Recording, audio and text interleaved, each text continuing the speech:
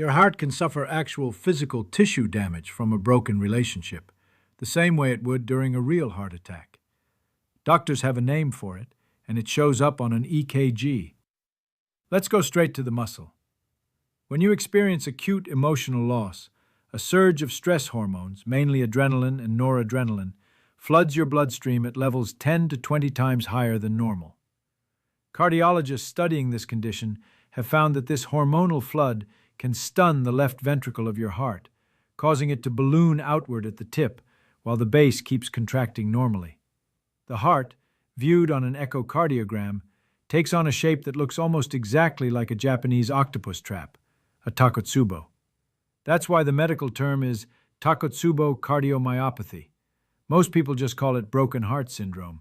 Research published in the Journal of the American Medical Association has confirmed that it is, in nearly every measurable way, biologically indistinguishable from a heart attack in its early hours. Same chest pain, same shortness of breath, same abnormal EKG readings. The bridge between your emotional experience and this physical event is something called the hypothalamic pituitary adrenal axis, or HPA axis. When your brain perceives the loss of an attachment figure, a spouse, a partner, sometimes even a decades-long friendship, it doesn't process this as an abstract emotional event. It processes it as a survival-level threat. The amygdala, your brain's threat detection center, fires as if you were facing physical danger. This triggers a cascade. The hypothalamus signals the pituitary gland, the pituitary signals the adrenal glands, and cortisol and catecholamines pour into your system. Researchers at Harvard Medical School studying grief and cardiac stress have described this as your body treating heartbreak the same way it would treat being chased by a predator, except there's nothing to run from, so all of that hormonal energy has nowhere to go except into your organs. Here's why this matters more than any 7-minute conversation with your doctor could ever explain. Most physicians, when you describe chest tightness after a loss, will check your heart, find nothing structurally wrong long-term, and send you home reassured. But reassurance isn't the same as understanding. What's actually happening inside you during heartbreak involves at least 4 distinct, overlapping biological systems, and almost nobody explains all 4 in the same room. The first mechanism is cardiac. As we've covered, the stunned heart muscle explains the chest pain and the very real, measurable strain on your cardiovascular system in those first hours and days. The second mechanism is neurological, and it's arguably the strangest. Brain imaging studies, including ones published in the journal Nature, have shown that the same neural circuitry that processes physical pain, the anterior cingulate cortex and the insula, lights up when someone looks at a photo of an ex-partner or thinks about a lost loved one. Your brain, quite literally, does not fully distinguish between social rejection and physical injury. This is why we use the phrase, "it hurts," for heartbreak. And it's not just poetry. Neuroscientists studying this overlap suggest it's an evolutionary leftover. For social mammals like us, exclusion from the group once meant real physical danger, so the brain built its alarm systems on shared wiring, borrowing the same circuits rather than evolving new ones. The third mechanism is immunological. Chronic grief and heartbreak elevate inflammatory markers in your blood, particularly interleukin-6 and C-reactive protein. Studies referenced by the CDC and by researchers in psychoneuroimmunology have linked prolonged emotional loss to measurable increases in systemic inflammation, the same kind of inflammation associated with slower wound healing, elevated cardiovascular risk, and even changes in how your immune system responds to infection. Your body, in a very real sense, treats a broken heart as a wound. The fourth mechanism is what researchers call neuroinflammation. Inflammation not just in your body, but inside the architecture of your brain itself. Prolonged cortisol exposure can affect the hippocampus, the region responsible for memory consolidation, which is part of why people in acute grief often describe feeling foggy, forgetful, and unable to concentrate. It isn't weakness, and it isn't just stress. It's measurable neurochemistry, visible on imaging, consistent across studies. Let me make this invisible process visible. Imagine your nervous system as a smoke detector wired directly to a fire hose. A smoke detector is supposed to sense danger and sound an alarm. That's the amygdala. But in a healthy, calm system, there's also a hand nearby, ready to switch the alarm off once the smoke clears. That's your vagus nerve, part of your parasympathetic nervous system, whose job is to apply the brakes once a threat has passed. During heartbreak, the alarm goes off correctly.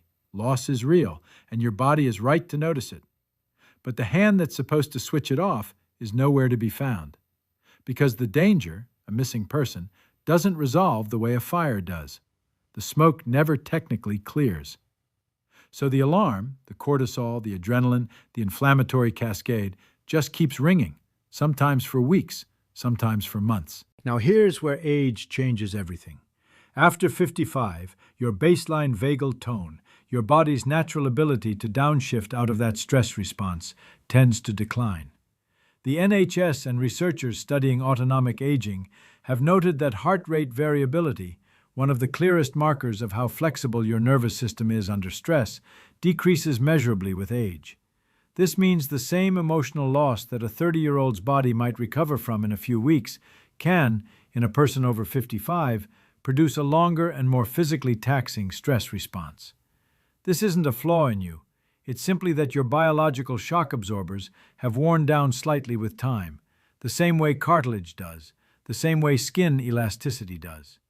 Cardiologists have specifically flagged that broken heart syndrome is dramatically more common in postmenopausal women, and researchers suspect declining estrogen, which normally has a protective effect on blood vessel function, is part of the reason why. After everything we've just covered, the single most protective, most evidence-supported action is almost embarrassingly simple. Physical connection. Not advice, not distraction, not staying busy. Actual in-person human contact. Studies on oxytocin, the hormone released during a hug, a handheld, or simply sitting near someone who cares about you, show it directly counteracts cortisol. A 20-second hug, according to research referenced by health researchers studying social bonding, can measurably lower stress hormone levels. Not talk therapy alone, not journaling alone, though both genuinely help. Physical, felt closeness. Your nervous system quite literally cannot tell the difference between "I am safe now" and "someone's arms are around me." I do want to say clearly, because this matters. If you're experiencing real chest pain, shortness of breath, or symptoms that feel like a heart attack, please don't assume it's just broken heart syndrome. Get evaluated immediately. Only a doctor can rule out a true cardiac event, and everything in this video is meant to help you understand the science, not replace that evaluation. But here's what almost no one tells you about what happens after the acute phase passes. And this is the part that changed how researchers think about grief entirely. For a long time, scientists believed emotional pain simply faded on a straight line, like a bruise healing, fainter every week. But newer research, including longitudinal studies indexed on PubMed, suggests something different. The intensity doesn't necessarily shrink, your capacity around it grows.